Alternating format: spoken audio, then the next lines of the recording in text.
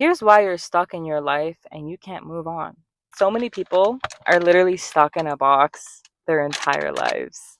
And I've seen this. I've talked to so many people, including my own family, including me. I'm not saying I'm not perfect. I'm not saying any of that. I have literally just started awakening in my spiritual awakening journey, and I started noticing all these things, and these were driving me insane. I'm going to share you guys a little bit of my story, and I'm going to explain to you why you're stuck. I've experienced this for a while. I grew up in a very dysfunctional home. I grew up in a home where it was continuous trauma, dysfunction, yelling, fighting. My mother was very hurt, a very troubled woman. She had OCD, BPD, borderline personality disorder. She had a lot of anxiety attacks and panic disorders, and she always tried to control everything, always. And the dynamic in my house was very toxic, where my dad was also pretty abusive as well. He would use violence to discipline his children. There was physical abuse, mental abuse, emotional abuse, and spiritual abuse. It was abuse on every level. And I grew up with that my entire life. And all I knew was just chaos, chaos, chaos, chaos, to the point where I became chaos. And I had to realize later on, and I'm going to get back to this, but I had to realize later on that none of that was even me. I wasn't even any of that. That was literally just vomited on my face and on myself, but that wasn't even who I was. I was never born that way. I was never born with all that bitterness, all that anger, all that pain. I never even, I wasn't even born with that. That wasn't even who I was. And that just, I was just, what? Because I didn't realize that. And a lot of people don't realize that. And you may think it's like, oh, common sense or whatever. And it might be common sense. But if you're constantly living in trauma and chaos, it becomes who you are. And I grew up in that constant dysfunction with my family. It was every single day, every single day. And then eventually I became older. I started becoming older and I started isolating myself. I was getting bullied a lot at school as well. I just felt so alone, and my self esteem went way down the drain, way down the drain. And I started getting a lot of negative thoughts, extremely negative thoughts. And these negative thoughts I started embracing them. It started becoming a comfort for me. I started feeling good to get these negative thoughts. And these negative thoughts were literally like, oh, you're not good enough. Oh, why don't you just die? Oh, you're so stupid. Oh, you're so dumb. And I started literally entertaining them every single day. And it started becoming who I was. And I started showing those thoughts to people around me. Oh, nobody likes you, Jane. Just nobody's gonna like you. Because I believe that nobody likes me, I started acting like nobody likes me. I started becoming that. I started becoming what my thoughts were saying to me. And eventually I started self-harming, started cutting myself. I started just sitting alone at lunch every single day. I was 14, 15, 16 years old at that time. I was just always alone, always for a while. There was a long period of I was just alone. And at the age of 17, I told my parents I want to leave the country. Before I left, I was in Nepal, and I grew up in a third world country with my parents, and I'm half Nepali, half American. So I'm a mixed race. I'm a mixed race kid. But I grew up in Nepal from the age of 10 to 24. From the age of 10 to 24. So I was there for 14 years, but I've also traveled around in between. From the age of 10 to 17, I was in Nepal the entire time, and I went to a school, a Christian school, and the school was very toxic. It was very toxic. Most of the time I was like in a very low mood, irritable, lower mood, depressed, and that just kind of became who I was.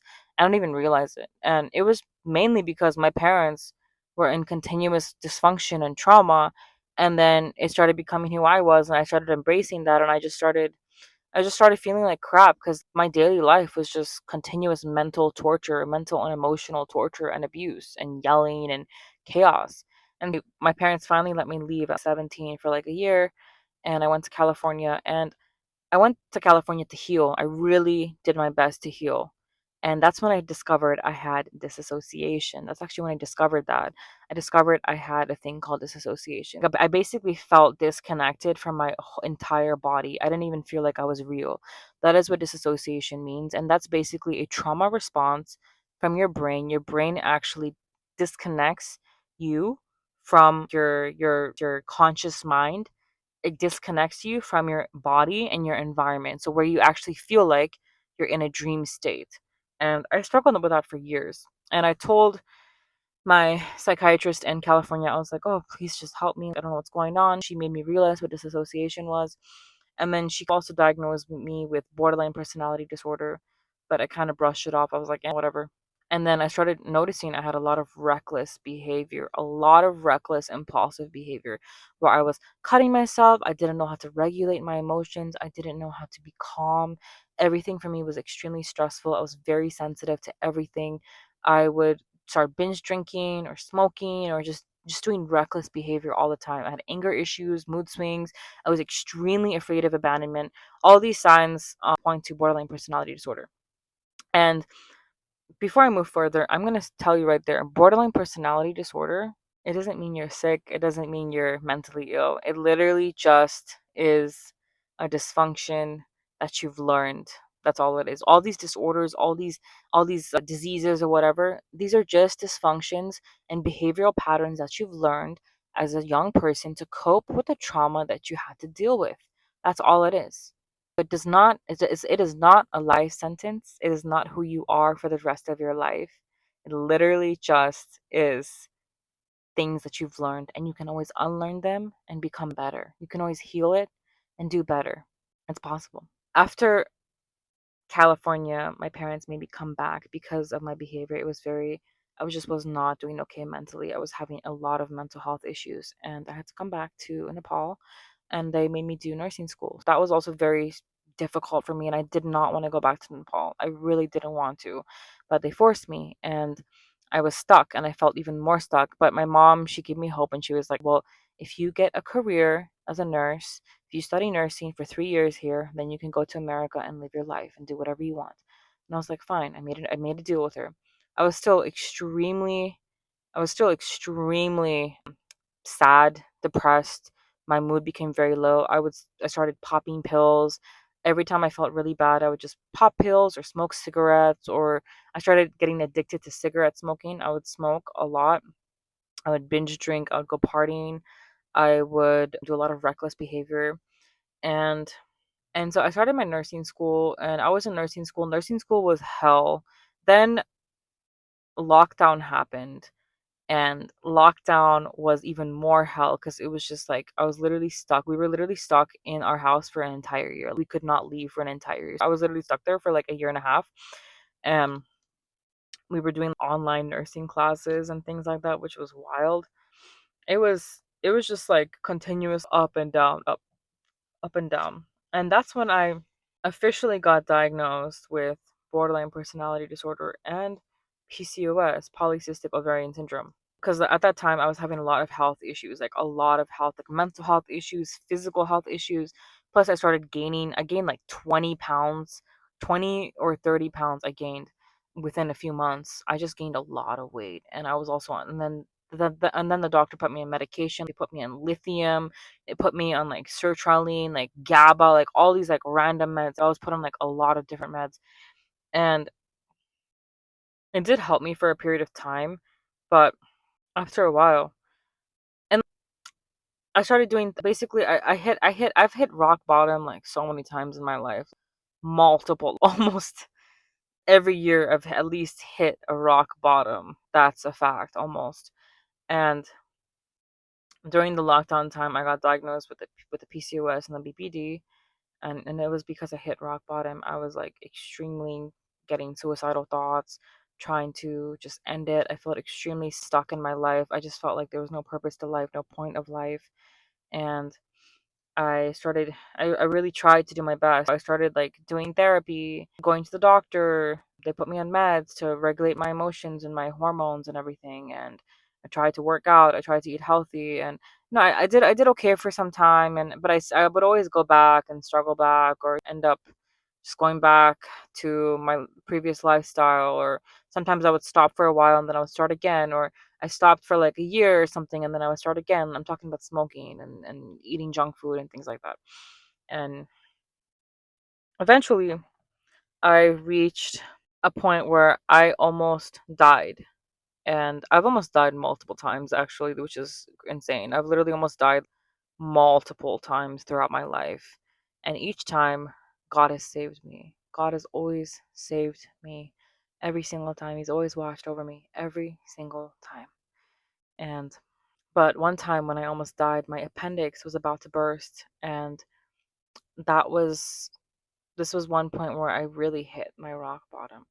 And my appendix was about to burst, and my parents were just being super toxic. They were not supportive of me. They were not trying to help me go to the doctor. They just didn't care. They just acted very manipulative and very mean and selfish. And I was in the hospital alone a lot of many of the time of the nights, and they weren't taking care of me properly. And I just felt very alone, very broken. Then my boyfriend at that time, my ex-boyfriend, he was also being extremely toxic and very, very dysfunctional, and I just felt very alone. Then my dogs were taken away from me. Then I had to go to some weird village place for a month for my nursing school, and that was terrible. That was a really bad experience because I was like just got out of surgery, and it was just like altogether, it was crazy. Everything altogether, it was just insane. And at that point, I just overdosed on drugs, and I just wanted to just die. And I started getting downloads. I started asking God. I was like, God, if you're really real, can you just please just come? Just show me that you're real. Just please. Just please just tell me something. Give me some sort of hope. Tell me something. And I got this vision that I was supposed to speak in front of millions of people and to help them heal from their trauma. And the amount of things that I've gone through, maybe more than somebody would go through 10 lifetimes. But I'm not going to let that stop me. And I'm not going to let that dysfunction or that trauma hold me back, because that's not who I am. I know who I am. I was never any of those things. Now, fast forward, I finished my nursing school and I was free for a year. I decided to join Miss Universe Nepal.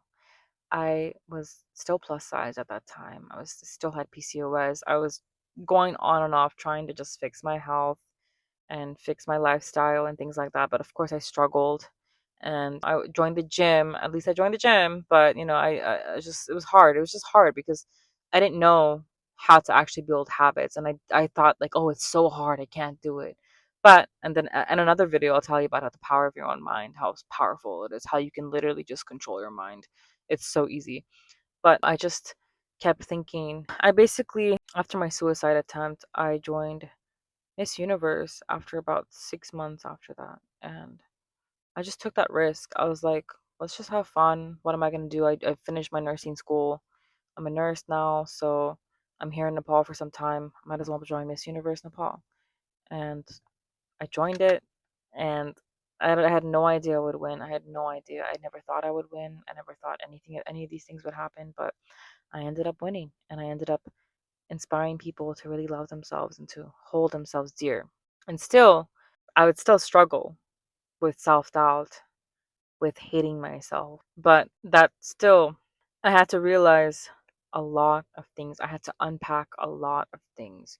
I finally moved to America, and all of a sudden, I was like in this. I moved to New York City like 8 months ago now. It's been 8 months. I moved to New York City, and I was working as a nurse, and I was helping people.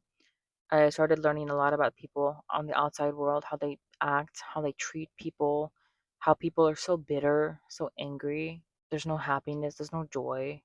A lot of people just live a 9 to 5 job. A lot of people just stay very stuck. They live in their dysfunction their entire life. A lot of people will literally say, "Oh, your parents are who you are. You come from your parents, and that's just who you are." And like my grandfather literally said that to me, and I was like, "What? That's what you believe?"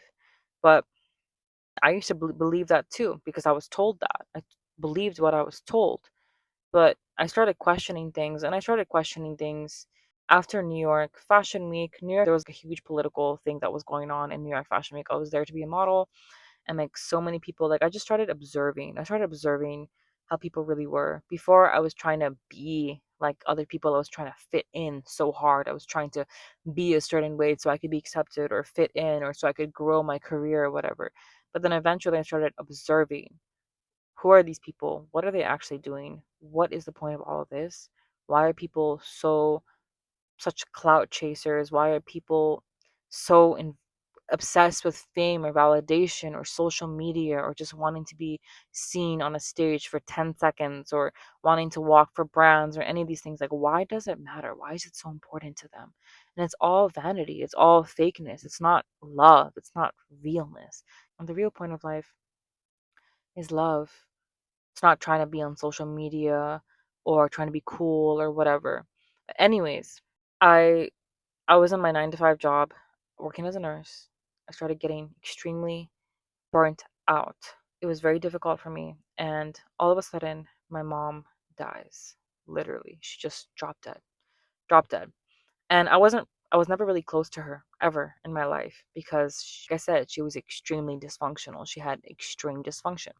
And so that kind of built like a wall between us, and she would always take her anger out on me. She would just be very toxic towards me all the time. When she died, my eyes started opening to a lot of things. I was angry at first. I was very angry because it was like, I wish I had a mother. I really wish I had a mother, man. I wish I had a mother that was actually there for me, that actually loved me. And I wish I actually had somebody that I could have had that relationship with, a motherly relationship. And I was very sad, and I started observing all these things, and it was affecting me because I had to start looking deep within myself. What's the kind of person that I am? I inherited essentially all these toxic behaviors from my parents. I inherited all these toxic behaviors, and I realized how I was acting. I was literally acting just like them. I was acting just like them, and I was inhabiting their behavior. And what I had to realize was I was never their trauma or their dysfunction. They are unhealed people, and their minds were so limited in a box, literally in a box, completely limited, completely stuck in their ways, literally just not even able to open up their mind to anything past their own beliefs and their own trauma that they lived in. She kept going, continuously acting like a victim and blaming her childhood for who she was. And I'm like, just because you had a hard childhood doesn't mean you can't be good now. Doesn't mean you can't move now and become better now. My father, he kept blaming his childhood, and then he claimed to be healed, but he wasn't actually healed because he was literally living a double life, literally living according to his desires and what he wanted, and then pretending like, oh, he was living a godly life according to Jesus and according to what people wanted to see him as. And it was just continuous dysfunction. And I started questioning all these things, and I was like, is this even real? No, it's not. And then I started seeing also the world. I started seeing the whole entire world, and I started seeing, well, the entire world is literally living in dysfunction. The world is such a disgusting place. People are so unhappy. People are so mean. People are so cruel. They're very evil with evil hearts.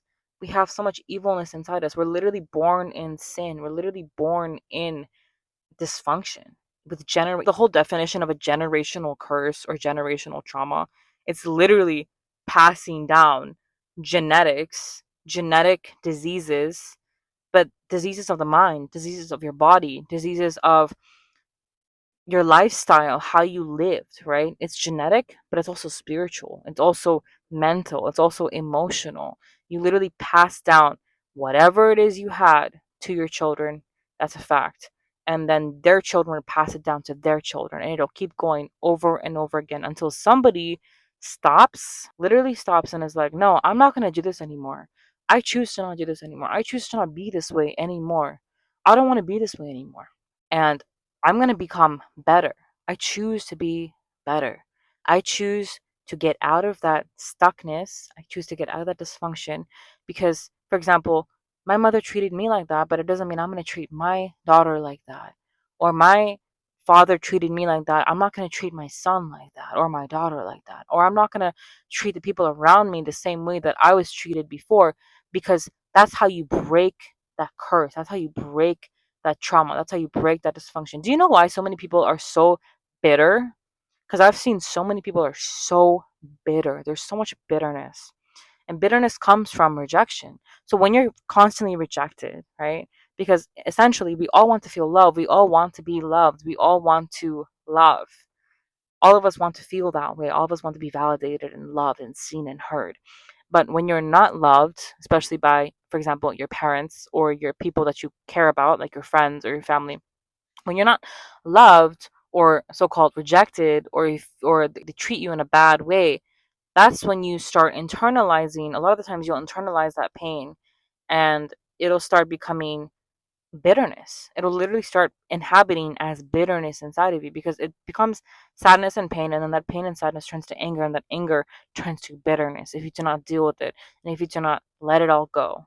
If you don't let it go, it stays in you as bitterness. Guys, I'm gonna stop this video here. We're gonna do a part 2 of why you're stuck. This is part 1. Thank you guys so much for watching part 1. I love you guys so much. Thank you so much for watching. Please subscribe. Please like my videos. That will really support me.